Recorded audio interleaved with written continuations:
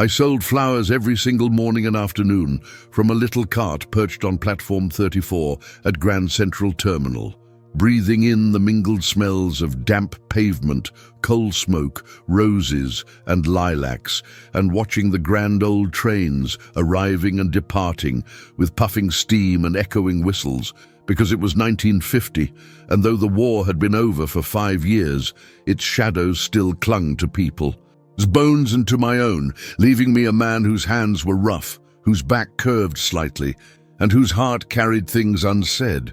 I was just one among many older vendors there, wrapped in a threadbare jacket, hat pulled low to hide the grey in my hair, gloves worn at the fingertips, selling blossoms to commuters, to mothers with children, to lovers greeting arriving passengers, to strangers who barely noticed me, and yet every time a steam locomotive's whistle echoed across the tracks, or even a distant freight train's horn cut through the evening air, I would falter, a tremor seizing me from my toes to my throat, as though something in me still believed I was being called to board a train that would never bring me home.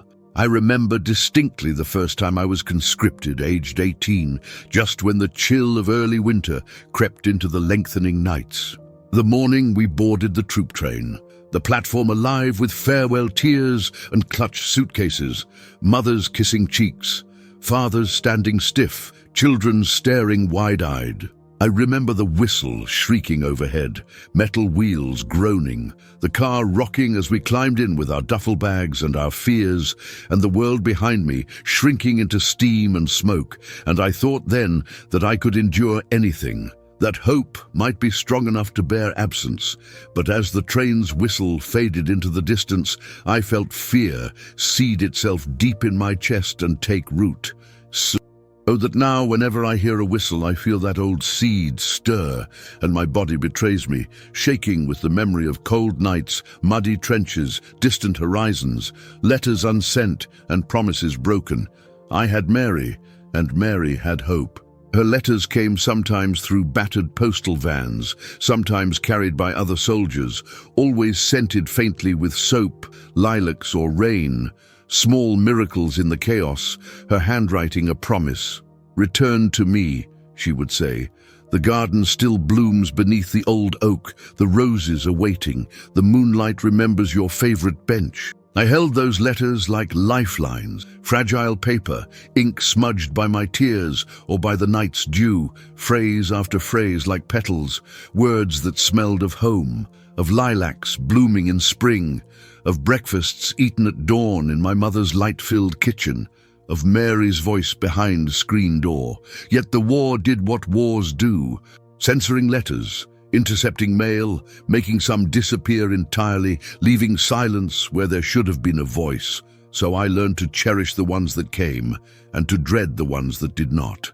All that time I carried in me a tremor, unspoken, unshared, because asking would mean admitting, and admitting would mean letting the war back in, letting the memory of departure, of nights sleepless under starless skies, of seeing friends fall, of hearing the whistle that meant departure, meant leaving something behind, maybe forever.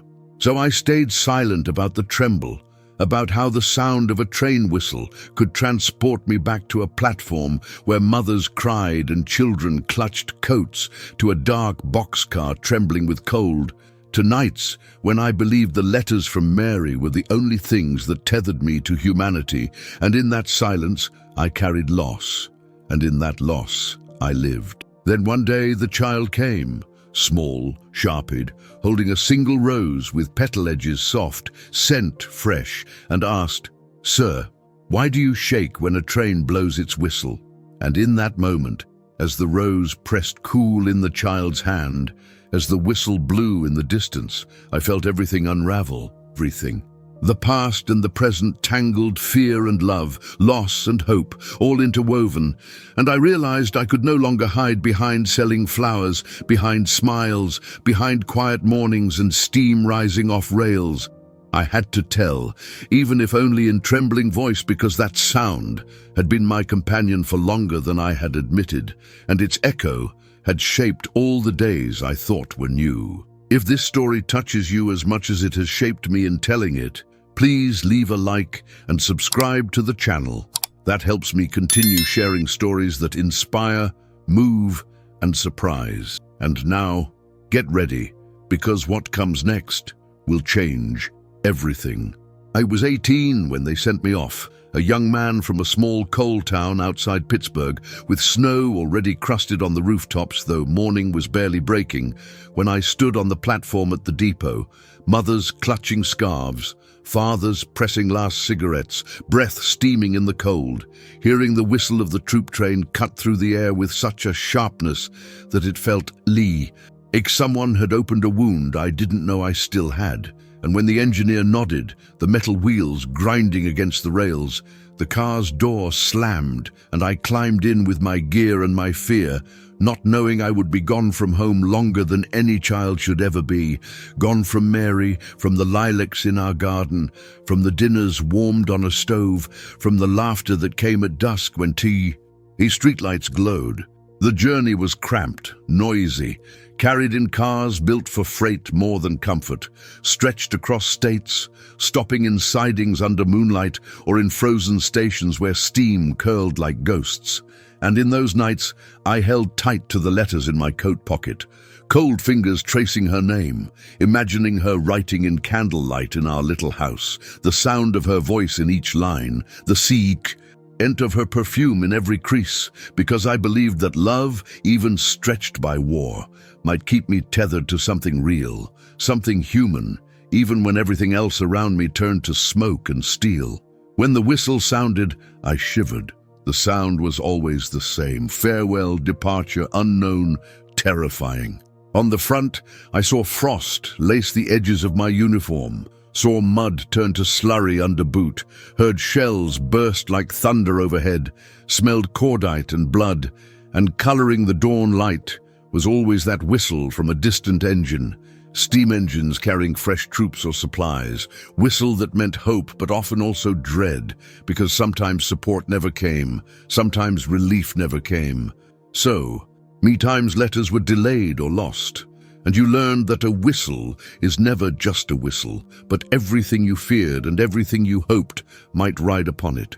I remember nights when I huddled close to the foxhole's edge, the horizon lit by flares, the whistle wailing far away, and I found myself listening, tremor lengthening in my limbs, my heart trying to outrun the memory, but never succeeding. I wrote to Mary whenever I could, on scraps of paper torn from service-issue notebooks, using lanterns powered by kerosene, inside tents that shook when cannons fired, sometimes in rain that seeped through canvas, blurring ink, smearing words.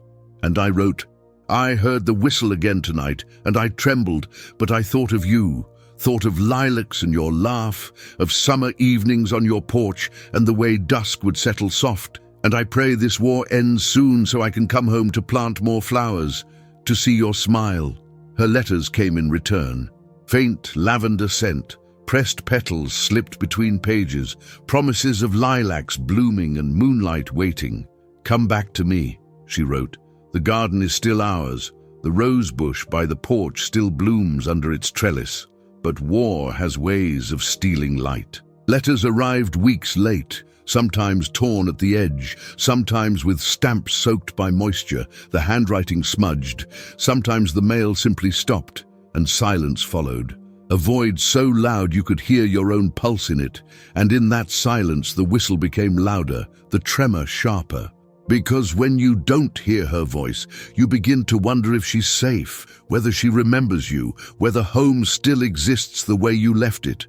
And every time a train passed near the lines, steam engine carrying soldiers, cargo, an echo of departure, I flinched, I shook, I closed my eyes to keep unseen what trembled in me.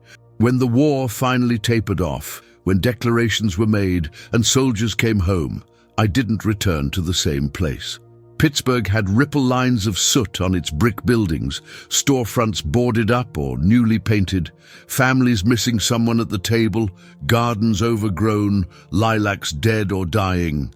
Houses stood damaged from air raids, less here than overseas, but enough, in neighborhoods where children didn't play in alleys at dusk because the silence tasted of what was lost. And still the whistles on arriving trains made me stiffen, waiting for someone I knew to step off, someone I loved, someone who had promised to wait. That sound had become my marker, my gauge for hope and despair combined. I trembled because with every whistle I remembered departure, I remembered letters unsent, names called, beds left cold. I trembled because in that sound lived everything I carried: fear, loss, love, expectation, guilt, hope. And though I survived, the tremor remained at my bones, in my breath, in my hands. I sold flowers afterward, trying to plant beauty where there had been none, trying to make something lasting in a world that seemed built to erase memories. And I sold them on platforms, among arrivals and departures, so that maybe those flowers could stand for what I once believed, what I once lost, what I hoped still endured. Mary's letters were lifelines that carried me out of the dark places of the war, frail paper soaked sometimes with rain, sometimes with tears, ink smudged by moisture or by trembling fingers. But every word she wrote: "The lilacs still bloom, the old oak is green, I wait for you," echoed in my heart with the force of home, of something real I could touch even when all around me was smoke and mud and the nightly whistle of engines racing supplies across battlefields. I would wait in foxholes or muddy camps for dusk, or for lull in the fighting, just to light a small lamp and read her letters by its flicker, inhaling the stale scent of kerosene mixed with ink and damp cloth, letting her voice in those lines build inside me gardens I did not have, sweet light in the endless nights. In those moments I felt as if the letters were shields, fragile but precious, against despair. I pictured Mary in our little house just outside Pittsburgh, with a small garden where lilacs and roses pushed through earth in early spring, the wind carrying smells of wet grass and blossoms. I imagined her standing by the porch, lighting a lamp, whispering my name, the quiet promise in her words, anchoring me when every morning I awoke with aches in my bones and a hollowness in my chest. Her handwriting, slanted, sometimes uneven, sometimes smudged, mattered more than what was perfectly neat, because it carried her presence, her hope, her longing, and I clung to those lines as though they were water in a desert. Yet the war made its cruelties felt even there, because sometimes letters were censored. A line struck out, a page missing, envelopes delayed, rain soaked through postage stamps, letters lost altogether or returned unread. I remember once I received a letter whose envelope was empty save for a pressed violet petal, delicate and half-broken, and her writing, in barely legible script: "The garden is dying without you, but I tend it every day." I pressed that petal between pages, held it close to my heart, let its faint fragrance remind me of home, of something that still waited, of what I was fighting for. I recognized then that love through letters was more than memory, it was defiance. When bombs cleared town squares and windows shattered, when nights stretched long with hunger and fever, I would reread her letters, whispering her name in darkness, clutching the paper so hard my knuckles ached, because in those words I found courage and reminders that life beyond war was possible. Even when I slept, the scent of her letters lingered on my clothes, under my coat, on my hands, as if her presence could seep into my skin and keep me from being swallowed by fear. And when the war's end came near, I returned home carrying both relief and dread. Relief that fighting was over, that the whistle of trains coming into stations would no longer signal deployment or death, dread that things might not be as I had woven them in her letters. Mary's promises of roses, of porch swings in summer, of lilacs heavy in bloom under moonlight, became my dreams. But I wondered whether I had changed too much, or whether home had changed, whether I would still recognize her voice, still believe in the promise of those gardens of her words. Through it all, I kept sending letters, sometimes more to silence than to answer. "I return when I can," I wrote. "I carry your words inside me. Your garden is still my rest, your voice still my compass." Even when I doubted whether they'd reach her, whether she was safe, whether she waited, I wrote them because love held in letters taught me that separation does not erase love, that longing does not die so long as words are spoken, so long as someone hears them.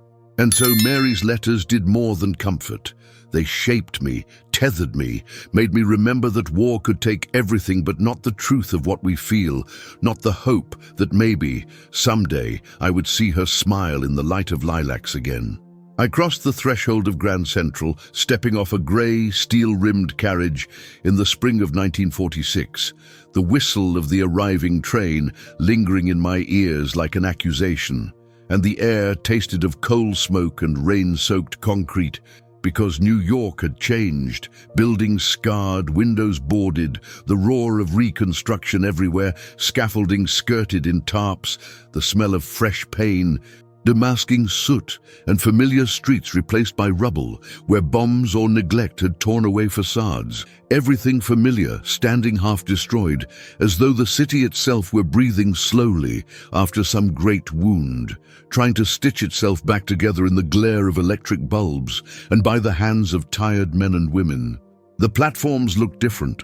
Benches newer but slats cracked, timetables with missing names, signs that once pointed to theaters and cafes now broken, dimmed or gone, clock faces dark, shop windows shattered or replaced by plywood painted the uniform grey of emergency repair. Streetcars rattling down avenues with fewer passengers than I remembered, hurrying by with luggage and hope, but with fakes, drawn tight with loss. I walked toward Mary's house, my heart full of 1,000 letters, of lilacs and roses, of summer light, and found instead a house with curtains torn, the garden wild with weeds, the path to the porch crumbled, rose bushes dried, oak tree beside it wounded, bark peeled, branches broken, windows snapped, empty chairs collecting dust. Neighbors told me she was gone. Someone said they saw her move north. Someone else claimed she'd remarried, that her family couldn't wait any longer, that the war had taken too much land, life, hope. And so my steps faltered, echoing on cracked sidewalks, remembering the laughter that used to echo there, remembering the smell of rose petals in her hair, the sound of her voice calling me home. I did not knock on that door, because I feared that if I did, I'd find nothing but silence and shadows, that her absence would confirm all the things I'd been trying to deny, that love held in paper might have died, or at least moved away. So instead, I took the flower cart left to me by old Joe, who used to sell carnations and daisies by the station's east exit, his small business gone when illness kept him from walking those platforms, and I stepped into his stall, arranging fresh blossoms, roses, lilacs, lilies, bright against black pavement, fragrant against the exhaust of steam and gasoline, something living among ghosts. The people came and went, commuters dragging suitcases, soldiers returning, immigrants stepping off trains, shopkeepers raising their doors, children chasing pigeons on ledges, and I watched them, feeling both part of that life and a part, because every time a train arrived, whistle blowing, I stiffened, expecting someone I loved to step off, to reunite, to erase all the years of absence, and ever. A time I was disappointed but still compelled to hope. This city, which I once walked through in sunshine, humming with laughter from brownstone stoops, children playing in alleys, full cafe awnings, lilacs intoxicating in May. This city now was a patchwork, sections rebuilt, others still raw, windows replaced, others still gaping, neon signs flickering, others dead, shops reopened, many closed. Repaired sidewalks next to potholes, scent of fresh timber rising from scaffolded walls, sound of hammer and saw, of men shouting orders, of sirens at dusk mixing with church bells, with trolley clang, with train whistles that still carried me away across time. I saw a child feeding pigeons on a stoop I thought I would never see again. I saw a woman watering a small rosebush that had pushed through a crack in the concrete. I saw the steam from the station rose higher now, lit at night by floodlights, a crown of smoke against the sky, people moving beneath it, some arriving, some leaving, carrying their losses in their bags, carrying their hopes like fragile flowers. I remembered Mary's words in her letters. The garden is still ours. The porch bench under the oak still waits. The roses still bloom beneath moonlight. Sir, I looked at the ruins, and I looked at the seedlings. I looked at the repaired facades and the broken ones. I looked at the distant whistle of incoming engines, and I felt that garden again in my chest, that porch bench under the oak, that promise she made, alive somehow through asphalt and rubble and the echoes of despair. It was as though home had shrunk and stretched. Part of it gone, part of it buried, part of it growing back in defiance. And in that moment, I realized returning wasn't about reclaiming what was lost, but learning to see what remained and what could still be rebuilt. Not just bricks and mortar, but memories, small kindnesses, scent of lilacs in a flower cart, laughter of children, someone's voice calling your name. I realized that I had changed, lines of worry carved into my face, steps made cautious, heart made careful. The city had changed, broken windows, boarded doors, rebuilding underway. Mary perhaps changed too, but love, some part of my longing, had survived, living in letters, in roses, in the tremor I heard every time a whistle cut across the tracks. So I stood on that platform arranging flowers, breathing in the damp air, the sounds of hammers, saws, whistles, laughter, footsteps. I let the city move through me, let its scars echo mine, let the future glimmer like petals opening in dawn, fragile but determined. And though Mary was not there, though home was not what it had been, I understood I could carry my love with me, tend it, let it root in what remained, let it bloom among cracked concrete and repaired windows, and in that blooming find peace. It was a crisp autumn morning, the kind when the sky is pale blue and the light sharp, leaves rustling on the sidewalks outside Grand Central, and I stood by my flower cart beneath the arching roof, arranging roses and lilacs in small metal buckets, when a little boy, maybe 9 years old, approached me, clutching a single red rose by its stem, petals still wet with dew, breath visible in the cool air, coat too thin, shoes scuffed, eyes wide and unguarded, curious in a way that felt like something I had lost a long time ago.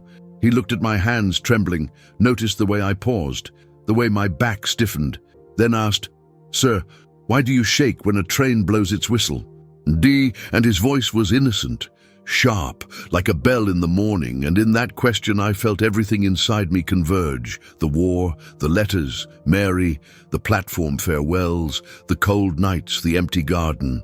I wanted to say nothing, to hide behind my gloves, behind petals and routine, behind the noise of arrivals and departures. But the whistle of a departing locomotive cut across the station, high and mournful, and I was caught off guard, my heart clenched. Because that very sound had once meant leaving, meant war, meant not knowing whether I would ever see home again.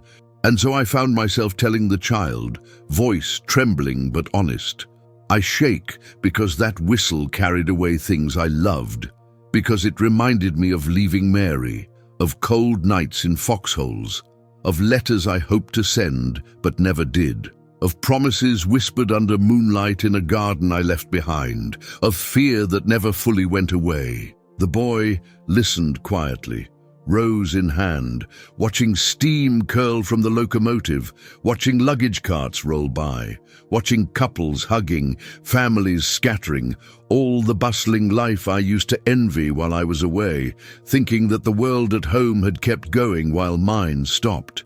I wanted him to understand that trembling was not shame, that it was wound, and I did not know how to hide it anymore. Not when it burst out at a whistle, at the rumble of wheels, at the smell of coal and steam, because those sounds are children of memory. They live in bones, in breath, in the places where absence was carved deep. And then the child offered the rose to me, pressing the stem into my palm, petals soft, still fragrant with morning air, and something inside me uncoiled, a long, tight coil of grief and fear. And I smelled that rose as if it were Mary's scent, as if petals of lilac and rose could carry me back to a porch swing, to violets in the garden, to laughter. And I let tears fall quietly, because I realized I had never truly let go, Not because I didn't want to, but because I thought letting go meant betraying love, thought that healing meant forgetting, and I was wrong. We sat on a bench by the tracks, old wood, iron arms, cold from the shade, with the station's metal echoes humming in the background.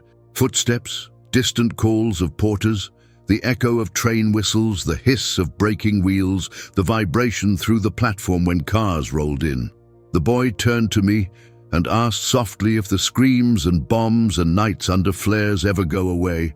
And I looked at him, the rose in my hand, petals trembling slightly, and said, "Some days they do, some days not. But the garden in your heart, the rose, the promise, that stays.